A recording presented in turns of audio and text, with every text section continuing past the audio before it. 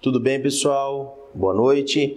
Dando continuidade aos nossos assuntos, vimos na aula passada servidão administrativa, passamos o vídeo para vocês, e agora a gente dá continuidade à intervenção do Estado na propriedade privada, que é justamente o último tema de intervenção do Estado na propriedade privada, tá? Então vimos limitação administrativa, nós vimos ocupação temporária, requisição administrativa, tombamento, servidão administrativa. Agora chegou a hora da gente analisar a desapropriação. O conceito da professora Maria Silvia Zanella de Pietro, tá? Ele diz assim: é procedimento administrativo pelo qual o poder público ou seus delegados, mediante prévia declaração de necessidade pública, utilidade pública ou interesse social, impõe ao proprietário a perda de um bem, substituindo-o em seu patrimônio por justa indenização. Tá? Ou seja, daqui a gente extrai todos os requisitos estruturantes da desapropriação. Primeiro ele coloca, né? A gente vai colocar só um esboço aqui e a gente vai falar cada um por um, tá? É procedimento administrativo, ele colocou. 2, o sujeito ativo é poder público ou seus delegados. 3, pressupostos, necessidade pública, utilidade pública ou interesse social, está lá no artigo 5º, 24 da Constituição Federal, se bem que a gente só utiliza na prática utilidade pública ou interesse social, a gente não utiliza a necessidade pública, muito embora o Constituinte tenha colocado lá na Constituição Federal, esse conceito de necessidade pública, ele está impregnado no conceito de utilidade pública, então passa a ser só dois pressupostos. O sujeito passivo, que é o proprietário do imóvel, aquele que está sendo desapropriado, né? Proprietário do bem. O objeto, a perda de um bem, o Estado vai retirar esse imóvel, e a reposição do patrimônio do expropriado por meio de justa indenização, né? Então a gente tem justamente esses elementos para a gente trabalhar. A gente vai conseguir trabalhar esses primeiro 4 elementos na aula de hoje. Acompanha aí. O procedimento, elemento 1, que a gente falou, dos elementos estruturantes que vem do conceito. Por que é procedimento administrativo? Por que a desapropriação é procedimento administrativo? Lembra? Quando a gente falava de tombamento, tombamento é procedimento administrativo, né? O que é o procedimento administrativo? É justamente uma sucessão de atos definidos em lei que determinam a incorporação do bem ao patrimônio da administração pública. Significa dizer que da notificação do proprietário, né, pela administração pública que pretende desapropriar o imóvel, até a incorporação desse imóvel ao patrimônio desse ente público que pretende desapropriar, é um procedimento. São atos administrativos que precisam ocorrer em sequência. Você não pode pular degrau, tá? Você tem que passar, né, de um em um. Justamente são atos que vão, né, dar consecução da finalidade que é lá na frente a incorporação do imóvel ao patrimônio da administração pública. E esse procedimento se divide em 2 fases. Dentro do procedimento 1, nós temos 2 fases. A fase declaratória e a fase executória. Fase declaratória é só preparar o terreno, né? Aquela fase em que o Estado está com vontade de fazer a desapropriação, mas ele não toma as medidas efetivas para desapropriar, que aí seria a fase executória. Na fase declaratória, então, o poder público declara. Ele emite uma vontade, declara a utilidade pública ou interesse social, né, para fins de desapropriação. Então, ele vai pegar um determinado imóvel, ele precisa fazer uma via pública e ele vai falar que aquele imóvel precisa ser desapropriado por utilidade pública. Ou pode ser por interesse social. Então, é a fase de declarar. A fase justamente que o Estado pretende fazer, mas ele não está fazendo nada, mas ele tem que declarar isso. Tá? Declaração que é justamente chamada de declaração expropriatória. Essa declaração expropriatória do Estado, município, União, se ela for feita pelo Poder Executivo, é decreto. Se ela for feita por Poder Executivo, ela é decreto. Se ela for feita pelo Poder Legislativo, é lei. Lei expropriatória ou decreto expropriatório. Tá? Então, lei expropriatória ou decreto expropriatório. Na maioria esmagadora das vezes, se faz por decreto expropriatório. Tá? É mais ou menos que funciona assim. O prefeito municipal, no uso de suas atribuições legais, declara de utilidade pública o imóvel tal. Ponto. Assina, data e acabou. Essa que é a ideia. Quais os elementos, então, que compõem essa declaração de utilidade pública? No caso, essa declaração de utilidade pública mais utilizada é o decreto expropriatório. Então, quais os elementos que compõem esse ato administrativo, né? Que é justamente que inicia, que inaugura a desapropriação, o procedimento para desapropriar. O ato declaratório do poder público, que é o decreto expropriatório, estão presentes o sujeito passivo, que é o proprietário do bem, a descrição minuciosa do imóvel, onde que o imóvel se localiza, qual a quadra, qual a rua, qual o número, qual o bairro, né? Confrontação dos lados e no fundo, qual a confrontação do imóvel dos lados e no fundo, né? Ou seja, uma descrição minuciosa do imóvel. Declaração de utilidade pública, precisa declarar de utilidade pública, né? A destinação específica da desapropriação, para que você vai fazer, para que o município vai fazer a desapropriação do imóvel do seu João, da Dona Maria, para quê? Para construir uma rua, para passar uma rua, para fazer uma praça. Olha, precisa falar o que você vai fazer. O Estado precisa falar o que vai fazer, né? O fundamento legal que está embasado, esse ato do Estado, né? E a previsão de gastos, a previsão orçamentária de gastos que o poder público pretende, né, justamente justificar para fazer toda essa obra de desapropriação, tá? Então, esse é o ato declaratório. Isso precisa estar contido no decreto expropriatório. Agora, uma coisa é saber quais os elementos que compõem esse ato administrativo, que é o que a gente já acabou de ver no slide anterior. Agora, quais são os efeitos que esse decreto, que essa declaração de utilidade pública provoca? Os efeitos, o que ela provoca? Então o cidadão está lá num dia e recebe uma notificação do município que o município vai promover desapropriação. Ele vai lá, um servidor público chega pelo correio, ele vai lá e assina. Depois dessa data, depois desse ato, o que muda na vida do cidadão, proprietário do imóvel? Uma coisa é certa, ele vai perder o imóvel, é questão de tempo. Então, quais são os efeitos dessa declaração de utilidade pública que o prefeito, que o governador, que o presidente da República fez e que hoje o proprietário do imóvel, o proprietário daquela casa recebeu? Depois disso, o que muda na vida do cidadão? Bastante coisa, olha só.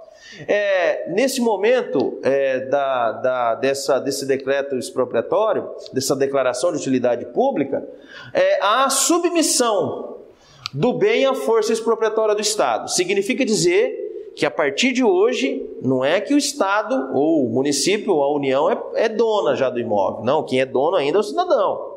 Só que submeter o bem à força expropriatória do imóvel, do Estado, é dizer mais ou menos assim, fica aí, né, de sentinela, que a qualquer momento algum agente vai aqui te encher as paciências para entrar no imóvel, para fazer medição.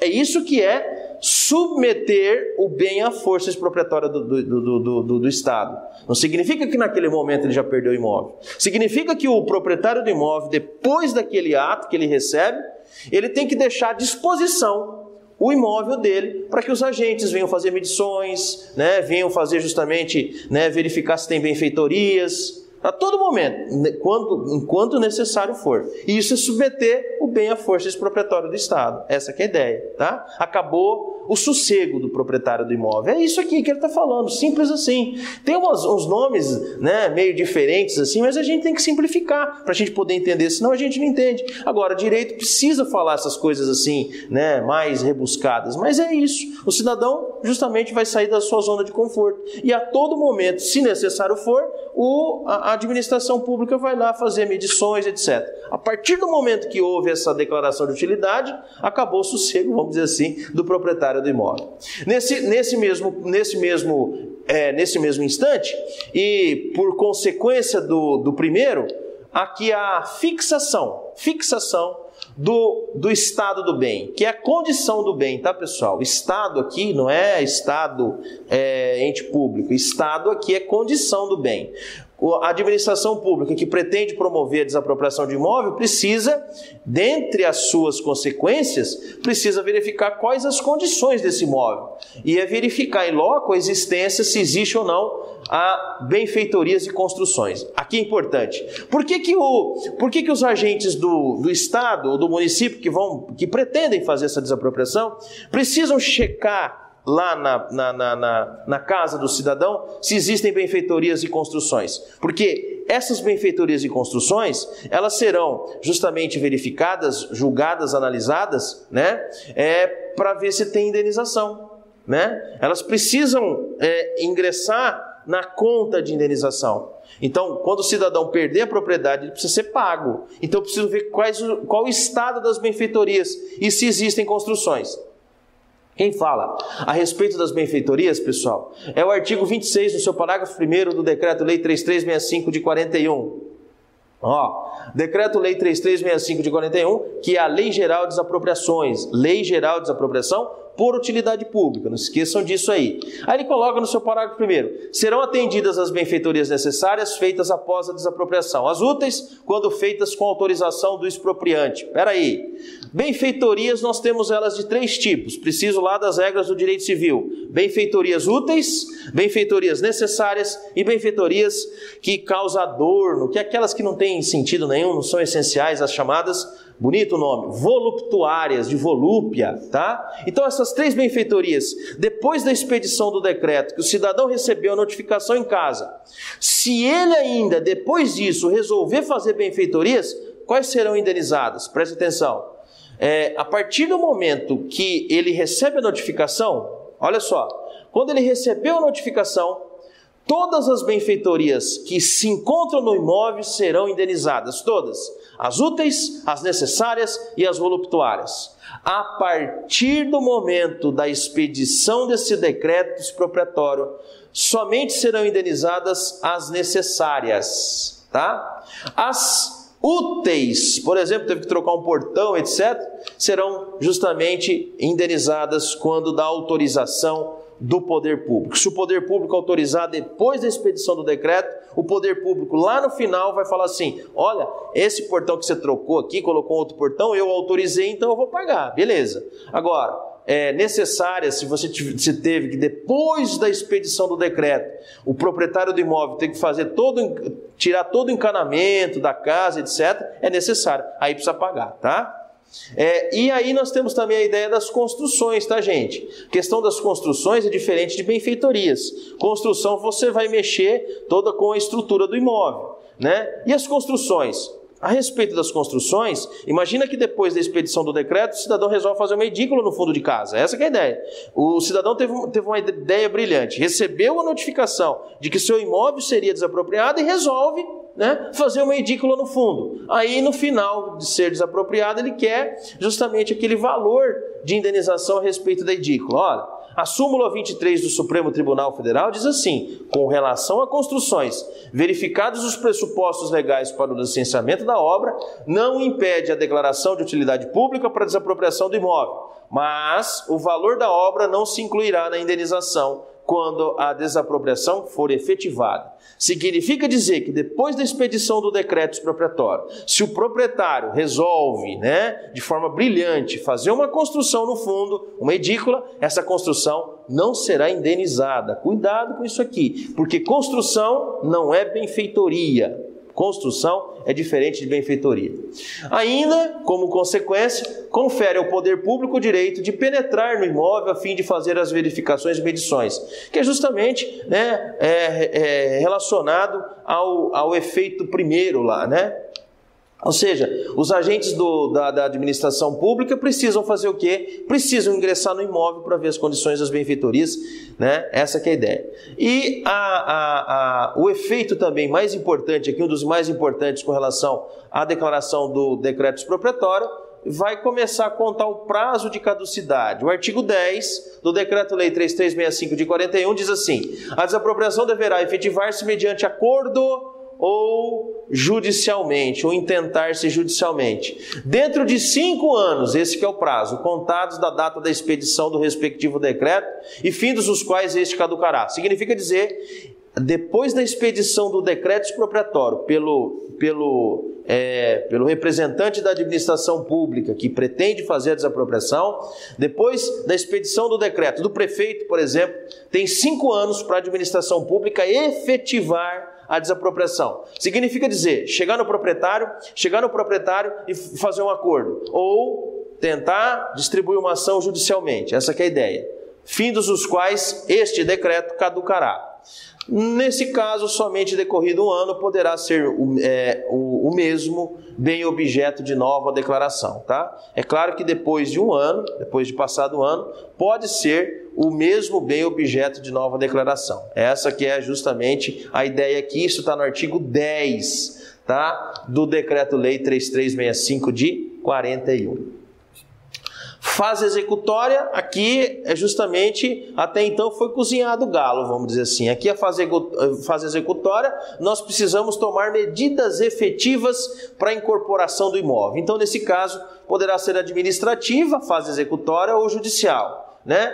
Compreende os atos efetivos que o poder público promove a desapropriação, tá? Então, o poder público poderá promover a desapropriação e quem? Tá lá no artigo 3º, diz assim: os concessionários de serviços públicos e os estabelecimentos de caráter público ou que exerçam funções delegadas de poder público poderão promover desapropriações mediante autorização expressa constante de lei ou contrato. Significa dizer quem são as pessoas que podem promover essa execução aqui, né?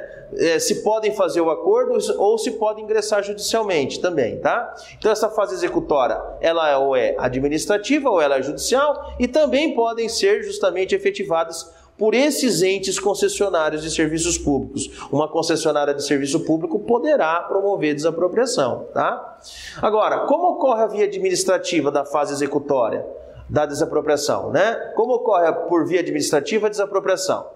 Então, funciona assim: avaliado o bem, o imóvel pela administração pública, pelo ente que pretende promover a desapropriação, a mesma chega e oferece um valor para o proprietário do imóvel que concorda com a indenização. Se o proprietário concordar com a indenização, pronto. Acordo entre expropriante e expropriado. Expropriante é a administração pública, o município que pretende promover a desapropriação. Expropriado é o proprietário do imóvel. Acordo, essa casa vale 200. Nossa, mas vale 300. Paga 200, está tudo bem. Pronto, houve acordo. Vai lá no cartório de registro de imóveis, assine. E aí, esse imóvel já passa a integrar como bem da administração pública. Caso não haja concordância, a administração pública chega e fala: pago 200. Imagina, isso aqui vale 700 mil, meu imóvel. Então nós vamos, não tem acordo. Tudo bem. Caso não haja concordância do proprietário do imóvel com o valor da indenização, inicia-se a fase executória, né? A fase executória seguirá por via judicial, não é mais administrativa. A fase judicial encontra-se disposta nos artigos 11 a 30 do Decreto-Lei 3365 de 41. Nessa fase judicial, poderão ser discutidas questões relativas a vício processual ou impugnação do preço, só duas, tá? O proprietário do imóvel, ele sabe que depois que ele recebe a notificação, que depois que veio aquela proposta, vamos dizer assim, fajuta da administração pública, né, para ele aquele valor bem baixo do valor do imóvel que o proprietário vai receber, e ele diz não, ele sabe que ele vai enfrentar uma via crucis aí, que é uma fase judicial. E o que ele pode só na fase judicial, tá, contestar? Só duas coisas, pessoal. Ele só pode discutir questões relativas ao vício processual ou falar a respeito do valor, só isso. O artigo 20 do Decreto-Lei 3365 de 41, o artigo 20 do Decreto-Lei 3365 de 41 diz assim: a contestação, que é o meio de defesa, lá na fase judicial, do proprietário do imóvel, que é o expropriado, só poderá versar sobre vício do processo judicial, né, ou impugnação do preço. Qualquer outra questão deverá ser decidida por ação direta, né? Não há ofensa nesse caso pelo ordenamento jurídico só oferecer, só proporcionar essas duas formas de defesa na contestação. Não há que se falar em ofensa aos direitos de propriedade, que está lá no artigo 5º, 22 da Constituição Federal, e nem tampouco ao contraditório pela defesa no artigo 5º, inciso 55 da Constituição Federal. Mesmo porque o proprietário do imóvel pode se valer de ações fora do processo, mas dentro do processo O decreto é de 41, ó. A gente não pode esquecer que nós estávamos aí, o Estado, era justamente o Estado que existia aí, essa intervenção direta na propriedade. Então o Estado queria justamente resolver a questão. Tá? Então, se você ficasse justamente provocando o Poder Judiciário, colocando questões que não fossem necessárias, não há necessidade nenhuma, mas isso não ofende o contraditório e a ampla defesa. Tá? A lei pretende impedir justamente isso, que outras questões sejam discutidas no processo expropriatório, fora da possibilidade do proprietário discutir a respeito de um vício processual ou a respeito de um determinado valor. O artigo 9º, pessoal, é interessante aqui, ó, veda ao Poder Judiciário apreciar se é ou não caso de utilidade pública. E não cabe ao Poder Judiciário apreciar se é ou não caso de utilidade pública. O artigo 9º diz assim: ao Poder Judiciário é vedado, no processo de desapropriação, decidir se verificam ou não os casos de utilidade pública, se verificam ou não os casos de utilidade pública. Então não compete ao Poder Judiciário verificar isso, compete ao Poder Público. O Poder Público já verificou que é caso de desapropriação. O proprietário poderá propor ação direta fora do processo de desapropriação. Por exemplo, ele pode manejar um mandado de segurança ou ação ordinária de nulidade, por exemplo, mas fora do processo. Aquele processo de desapropriação, ele vai caminhar. Fora esse processo, paralelamente, ele pode intentar outras ações, tá? O sujeito ativo e passivo da desapropriação, que é o tópico 2, que a gente viu lá no conceito, então o tópico 2. O Decreto-Lei 3365 de 41, que fala da Lei Geral de Desapropriação por Utilidade Pública, né, diz assim, que são possíveis os sujeitos ativos, segundo esse decreto, que é a desapropriação por utilidade pública. Quem podem ser os sujeitos ativos? Quem pode desapropriar? Se o pressuposto for utilidade pública, podem desapropriar a União Federal, os Estados-membros, o Distrito Federal e os municípios. Se o pressuposto for interesse social, os sujeitos ativos serão outros. Sujeitos ativos, se tratar de interesse social, pode ser o município. O município, justamente porque o imóvel urbano não cumpriu função social. Vai lá o município e faz a desapropriação, mas não por utilidade pública, por interesse social. Pode ser feito também pela União Federal. Está lá o artigo 184 da Carta da República, que diz que todo imóvel rural que não cumprir, né, para fins de reforma agrária, né, pode ser desapropriado, mas por interesse social. Então, sujeito ativo e sujeito passivo, note bem isso aí, dependendo do pressuposto, se for por utilidade pública, nós temos esses entes aqui, esses os sujeitos. Se for por interesse social, na verdade, nesse caso aqui, interesse social, nós temos os sujeitos ativos, sendo só e somente município, porque o imóvel urbano não cumpriu função social, e União Federal, porque o imóvel rural não cumpriu função social. Sujeito passivo, quem que é? É o proprietário do bem, a gente brinca, o próprio otário do imóvel, ou seja, aquela pessoa física ou jurídica que está sofrendo, né, esse processo de desapropriação, ele que vai perder o imóvel. Possibilidade, é possível desapropriar bens públicos?